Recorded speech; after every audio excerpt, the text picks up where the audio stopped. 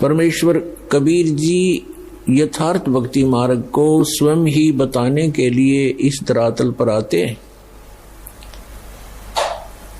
क्योंकि परमात्मा के ज्ञान को परमात्मा ही बता सकता है। जीव की संज्ञा नहीं है कि उसकी बुद्धि वहां तक पहुंच सके। तो पुण्यात्माओं, परमात्मा ने दया करी है, वो प्रत्येक युग में आते हैं, ये ज्ञान सुनाते हैं।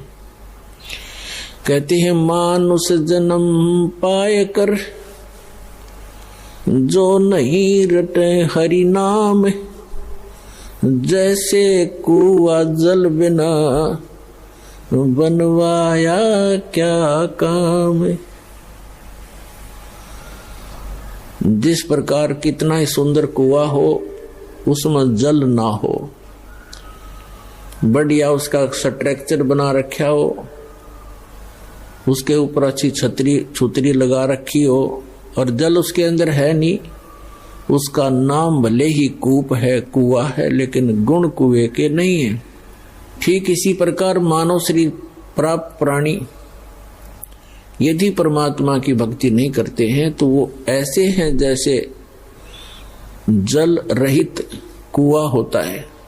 फिर परमात्मा बताते हैं मानुष जन्म दुर्लभ है, ये मिले न बारंबार, जैसे तरुवर से पत्ता टूट गिरे वो बोर न लगता डर। साथी हमारे चले गए हम भी चालन हार, कोई कागज में बाकी रह रही तात लगी है वार। वो पृथ्वी पति चकवे गए जिनके चक्कर चलन थे, रावण सरीखे कौन गिने भाई ऐसे गए अनंत। मर्द गर्द में मिल गए वो रावण से रणधीर, कंस के सी चाणूर से भाई हरणा कुश बलवीर। तेरी क्या बुनियाद है तू जीव जन्म धर लेत, गरीब दास भगवान की भक्ति बिन तेरा खाली रह गया खेत। अपने आत्माओं परमात्मा ने आके जानकारी दी है कि आप ये सोचकर गलती करते रहते हो कि हम अभी बहुत दिन तक संसार में रहेंगे, क्योंकि जो 10-20 वर्ष के बालक हैं उनकी तो स्वाभाविक वृत्ति है कि अभी मृत्यु होगी नहीं,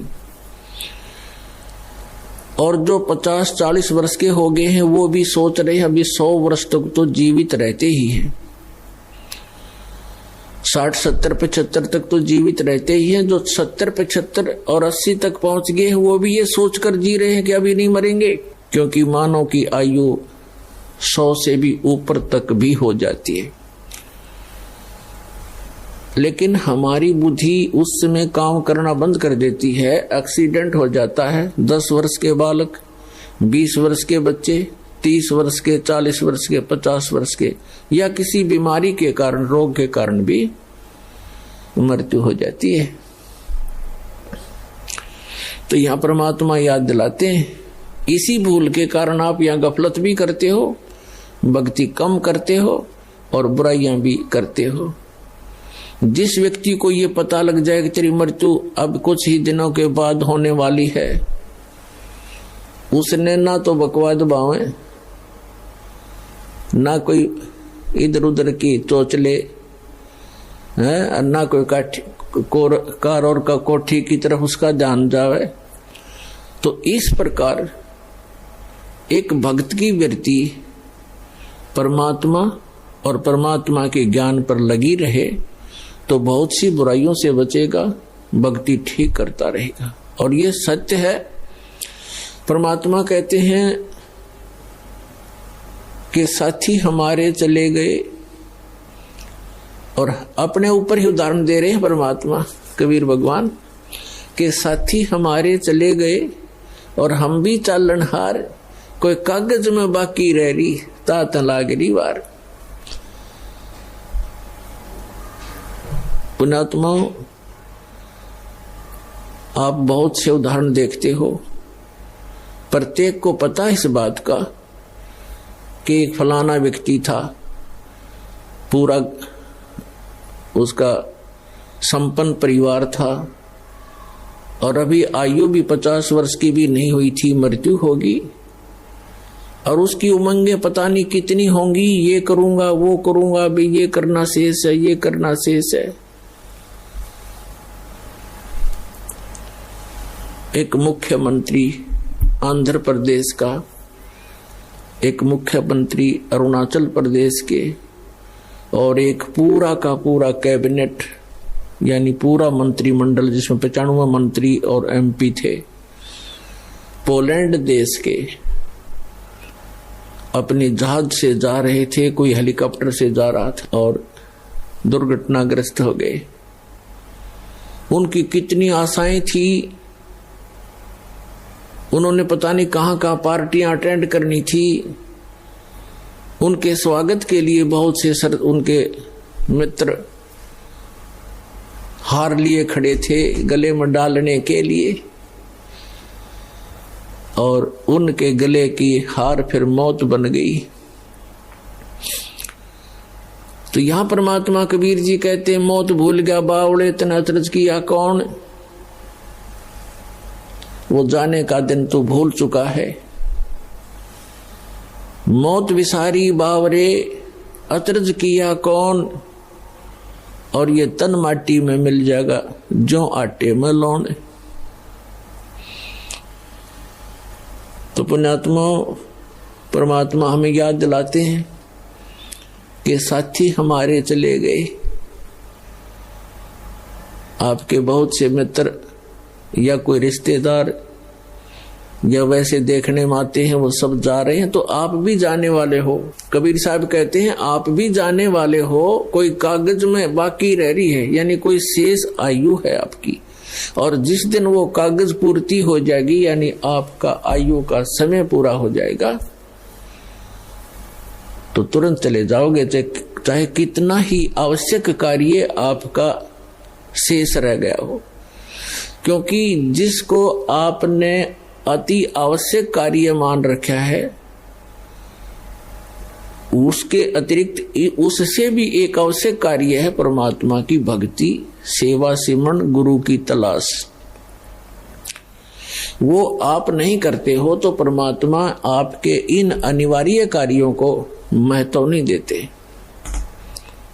क्योंकि आपके जो प्रारब्ध में यानी किस्मत में, प्रारब्ध माने किस्मत, आपकी किस्मत में जो लिखा है आपको वही मिलेगा, चाहे चोरी कर लो, चाहे मिलावट कर लो, चाहे झूठ बोल लो, वो कर्म बिगड़ेंगे, मिलना उतना ही है। यदि आपने 2 नंबर का काम करके, झूठ बोल के, चोरी करके, रिश्वतखोरी करके, मिलावट करके धन इकट्ठा कर भी लिया, वो आपके पास नहीं रहेगा, वो तो जाएगा, कारण कुछ भी बनेगा, लेकिन आपके पल्ले फिर वो पाप रह जाएंगे।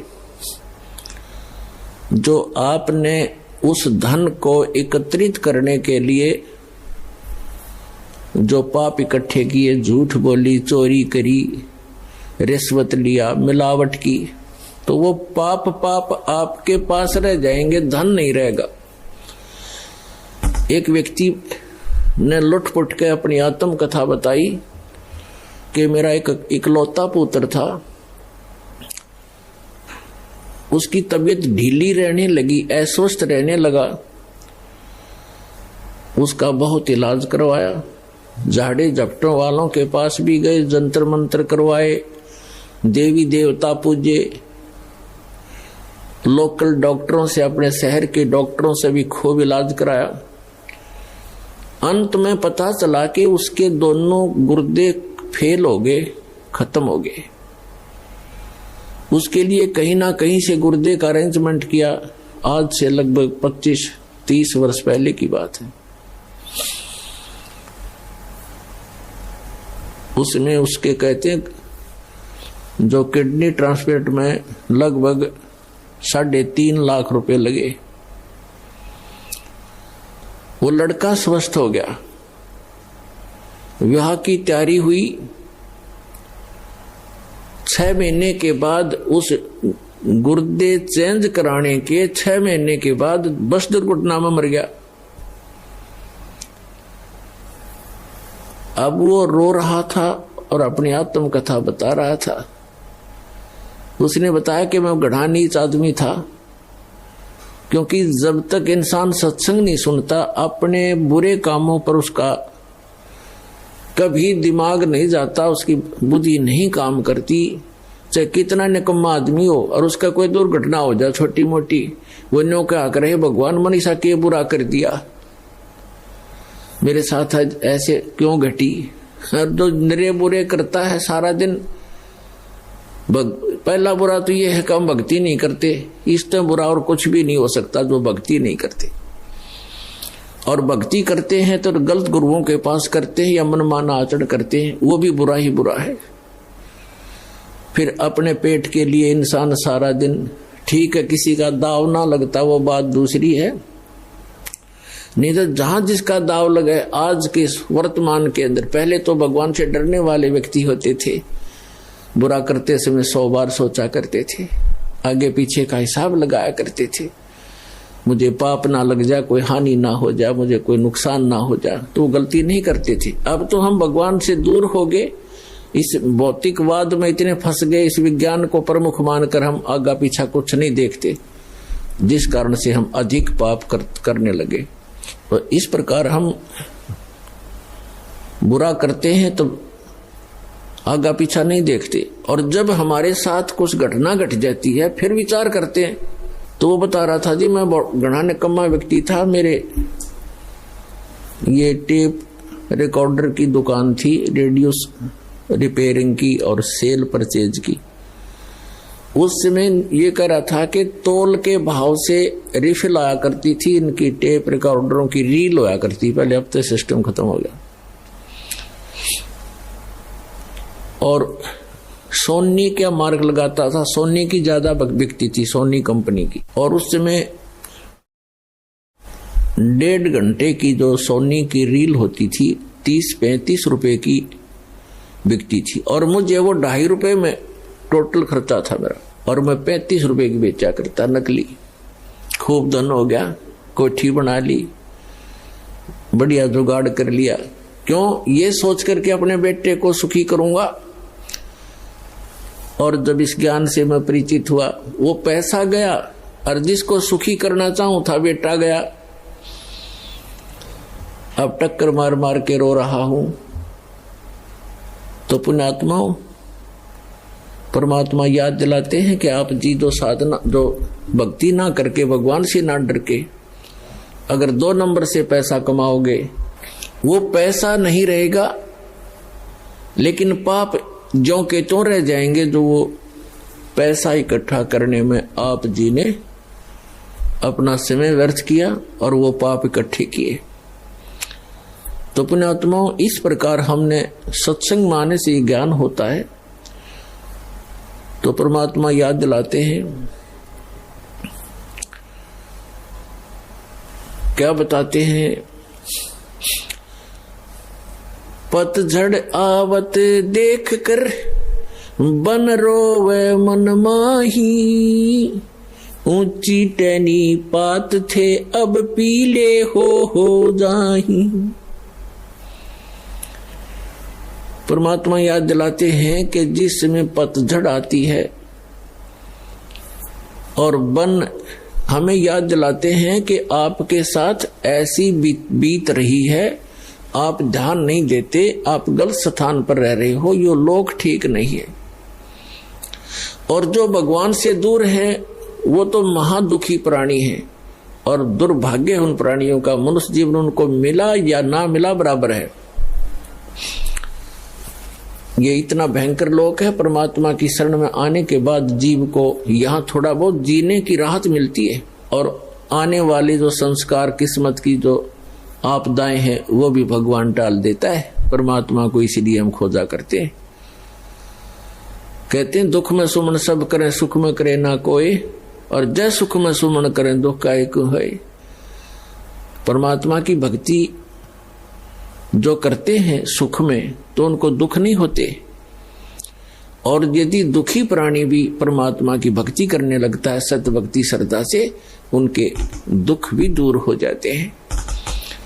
तो हम भक्ति कर अवश्य रहे थे, लेकिन भक्ति कर रहे थे शास्त्र विधि त्याग कर मनमाना आचरण कर रहे थे।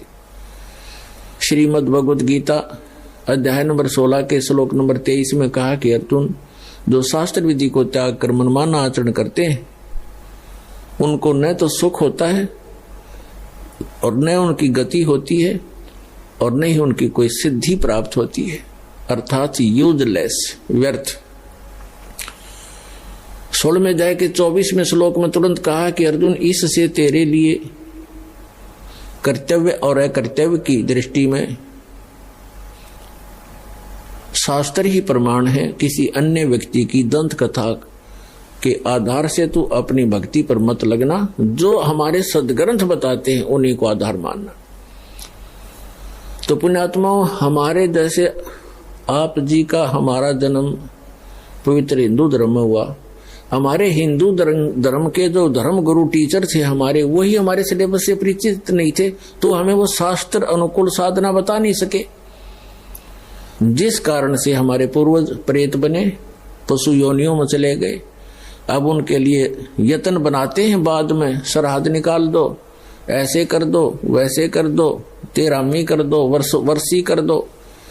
फिर क्या होगा? वो चला गया जहां जाना था, पीछे पापड़ बेल रहे हैं। तो ये शास्त्र विधि त्याग कर मनमाना आचरण था। तो पुण्यात्माओं, परमात्मा बताते हैं कि पतझड़ आवत देखकर बन रोवे मन माही, ऊंची टहनी पात थे इब पीले हो जाए। कहते हैं पात झड़नता ये कहे, सुन भई तरवर राय, अब के बिछुड़े नहीं मिले, ना जाने कहां गिराएंगे जाए।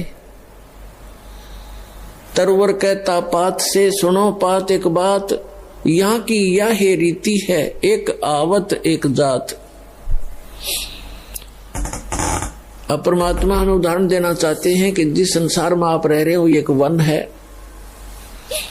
और इसकी यहाँ की रीति क्या है कि एक आता है एक जाता है। जैसे वसंत ऋतु आती है, पतझड़ कहते हैं, जब पत्ते झड़ जाते हैं सब वृक्षों के, और फिर तुरंत कोपल फूट आती है, और कुछ देखते ही देखते कुछ दिनों में वो पत्ते बनकर लहरा रहे होते, फड़फड़ा रहे होते। एक वर्ष वो फड़फड़ा लेते हैं, फिर पीले होकर गिर जाते हैं, तुरंत नई कोपल फूट आती है, और वो भी ऐसे ही गिर जाते हैं। तो यहाँ परमात्मा हम उदाहरण देना चाहते हैं कि संसार रूपी वन है और एक परिवार रूपी वृक्ष है, और इसके सदस्य रूपी पत्ते ये झड़ पीले हो यानी बूढ़े हो करके या रोगी होकर मरते जा रहे हैं, दुर्घटना से समाप्त हो रहे हैं। कहते हैं पतझड़ आवत देख कर बन रोवे मन माही, ऊंची टेढ़ी पात थे वह पीले हो जाही। अब जैसे वृद्ध हो गए जो भक्त, जो व्यक्ति, उनके सफेद बाल हो गए, ये हमारे की तरह। अब इनको ये सूचना मिल गई है कि तुम्हारी टिकट कभी भी कट सकती है, चालन की तैयारी करो।